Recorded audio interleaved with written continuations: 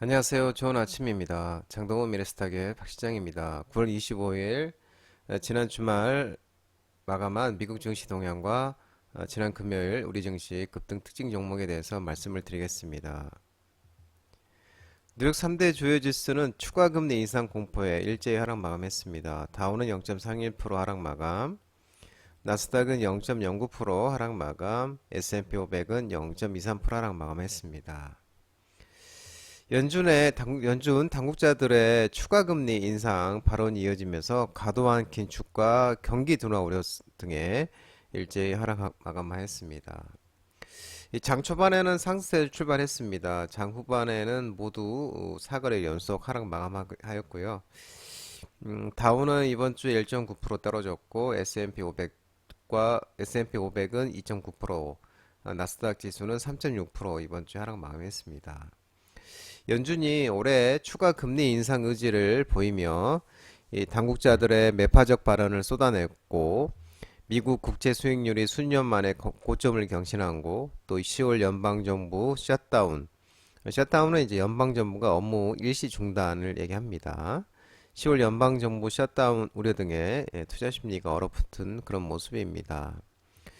연준의 의원 수장 콜린스 보스턴 연은 총재는 금리가 이전 전망에서 제시한 것보다 좀 더 높게 더 오래 유지될 수 있다고 예상한다고 말을 했고 또 미셀 버먼 연준 이사도 인플레이션은 너무 높으며 적시의 인플레이션을 2% 목표치로 되돌리기 위해서는 이혼회가 금리를 추가로 인상하고 한동안 제약적 수준에서 유지하는 것이 적절할 것이라고 예상을 한다고 말을 했습니다. 또한 메리 데일리 샌프란시스코 연은 총재는 우리는 추가적으로 더 필요한지 아니면 단순히 현 수준에서 금리를 유지할지를 보기 위해 필요한 정보들을 모을 더 많은 시간을 갖기 위해 금리를 꾸준히 유지하는 것이라면서 아직 승리를 선언할 수 있는 지점에 이르지는 못했다고 말을 했습니다. 이처럼 이제 연준 당국자들이 추가 금리 인상을 지지하면서 이 긴축 사이클 장기화에 따른 경기 둔화 우려가 커지고 있는 모습입니다. 미국 국채 수익률이 약간은 하락했지만 수년 만에 고점을 경신한 점도 주가 지수에 부담을 주고 있는 모습입니다. 10년물 미 국채 수익률이 2007년 이후 고점을 경신했고 또 2년물 수익률도 2006년 이후 최고치인 5.20%까지도 고점을 높였습니다. 미국 자동차 업계 파업이 확대된 것도 이 자동차 관련주를 크게 흔들리지는 않았지만 투자 심리 약화에 또 한몫은 했습니다. UAW라고 해서 이 전미 자동차 노조인데요. 여기에 이제 이 원장이 이 정오부터 파업 참가 사업장을 GM, 제너럴 모터스와 스텔란티스의 38개 부품 공급 센터로 확대한다고 밝혔습니다. 포드는 이제 협상 진전을 이유로 이번 파업 확대에서 대상에서는 제외가 됐고요. 10월 첫 또 연방정부 셧다운 우려가 커진 것도 불안 요소인데요. 이 셧다운을 막으려면 2024년 내년도 회계연도가 시작하는 10월 1일 전에 예산을 처리해야 하는데 열흘도 남지 않은 시점에서 하원 공화당이 시간을 벌고자 한 달짜리 임시 예산안을 추진하는 그런 모습입니다. 이날 발표된 경제지표는 혼재됐습니다. S&P 글로벌은 미국의 9월 서비스업 PMI 구매적 관리지수가 50.2로 집계됐습니다. 서비스업 PMI는 50을 상회하면 업황 합장을 시사하지만 8개월 말에 최저 수준이었습니다. 9월 제조 PMI의 예비치는 48.9를 기록했습니다. 이는 두 달 만에 가장 높은 수준이지만 제조 PMI가 50을 하회하면서 여전히 업황 위축을 시사하는 모습입니다.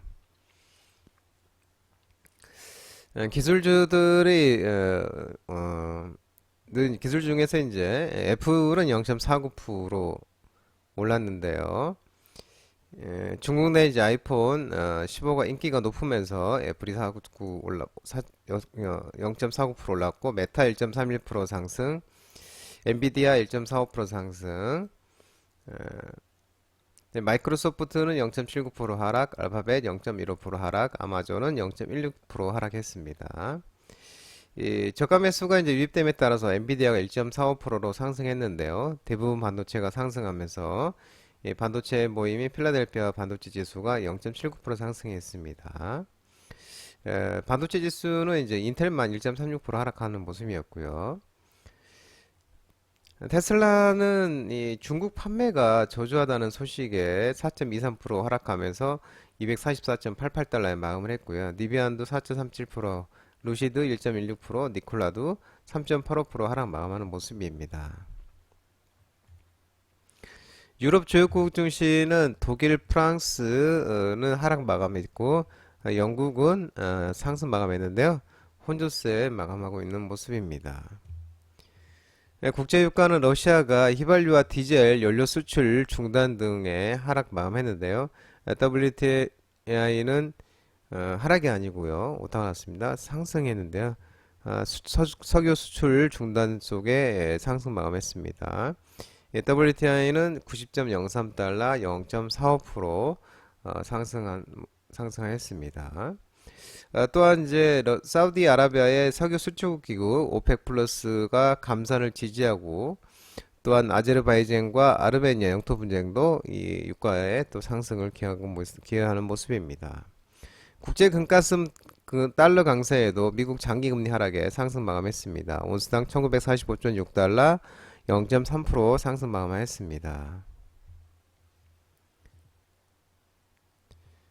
지난주 금요일 코스피는 0.27% 하락 마감했는데요. 미국 고금리 장기화 우려에 외국인과 기관의 순매도에 하락 마감했습니다. 외국인 1291억 순매도, 기관이 979억을 순매도했습니다.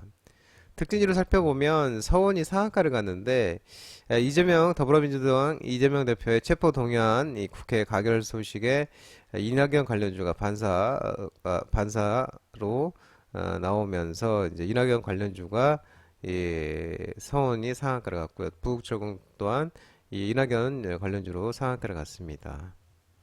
SG 글로벌이 급등이 나왔는데 이재명 대표 체포한 동의안 가결 속에 김동연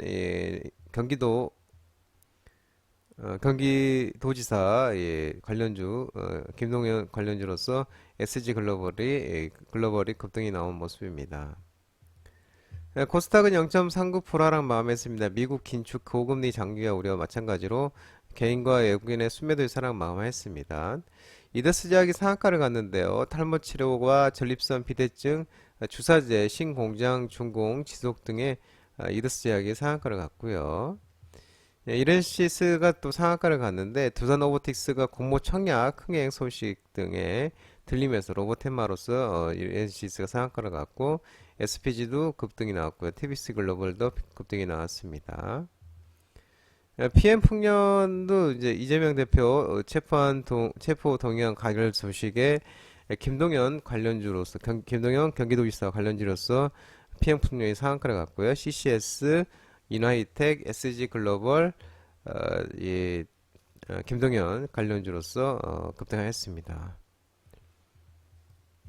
AB 프로바이오가 상한가를 갔는데요.